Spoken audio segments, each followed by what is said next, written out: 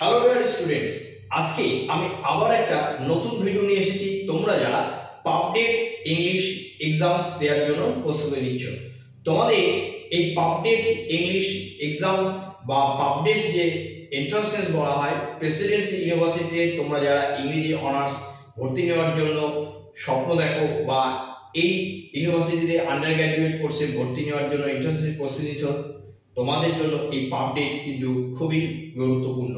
তাহলে আমি পাবডেটের উপরে এর আগেও বেশ কতগুলো সেট আপলোড করেছি আমার এই চ্যানেলে। যদি এখনো তোমরা কেউ দেখে না থাকো, ভিডিওগুলো দেখে নেবে। আশা করছি তোমাদের পরীক্ষার প্রস্তুতিতে কাজে লাগবে।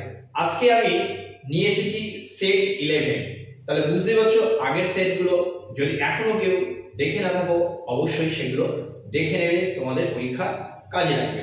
তাহলে আজকে দেখো সেট 11 কি আছে, দেখো প্রশ্নগুলো তোমাদের জন্য। দেখো question number 1, mark the true statements. Option A, all the 17th century American writings were in the manner of the British writings of the same period. Option B কি লেখা আছে, দেখো all the 17th century American writings were in the manner of the British writings of the 19th century. Next দেখো option C, American writings were always different from the British writings in styles and themes. আর option D লেখা আছে all। তাহলে এখানে এই যে তিনটে option আছে বা তিনটে স্টেটমেন্ট দেখতে পাচ্ছ, এর মধ্যে সঠিক কোনটা হবে? সঠিক হবে অপশন এ। এবার চলো দেখে নেব কোশ্চেন নাম্বার 2 বা সেকেন্ড কোশ্চেন কি আছে। দেখো, who wrote letters from a farmer in Pennsylvania to the inhabitants of the British colonies? এই বইটি কে লিখেছেন? Option A John Dickinson, option B Samuel Adams, option C Benjamin Franklin and option D none. তাহলে সঠিক option option A John Dickinson. Next question number 3 বা third question দেখো, which of the following is not written by Jonathan Swift? Option A a tale of a tub, option B a modest proposal, option C Gulliver's travels and option D the masquerade. তাহলে এখানে যে চারটে তোমরা বইয়ের নাম পাচ্ছ, কোন বইটি জোনাথন সুইফট লেখেননি? তাহলে সঠিক অপশন হবে অপশন ডি।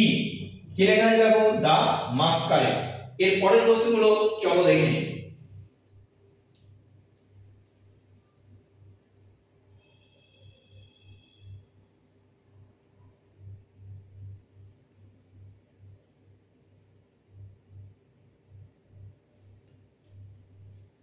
এবার চলো দেখে নিই কোশ্চেন নাম্বার 4 বা 4 নম্বর প্রশ্ন কি আছে। দেখো, who wrote the modern husband?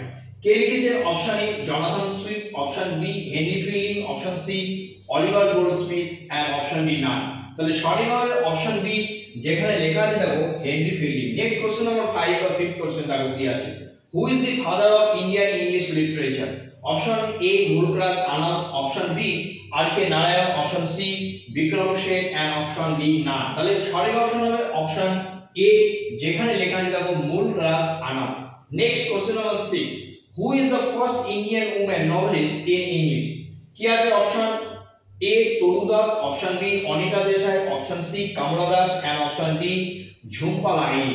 তাহলে সঠিক অপশন হবে option A Toru Dutt. Okay, next question number 7, young Spanish maiden was written by? কে লিখেছে? Option A Anita Desai, option B Walter Scott, option C Toru Dutta and option D George Elliot.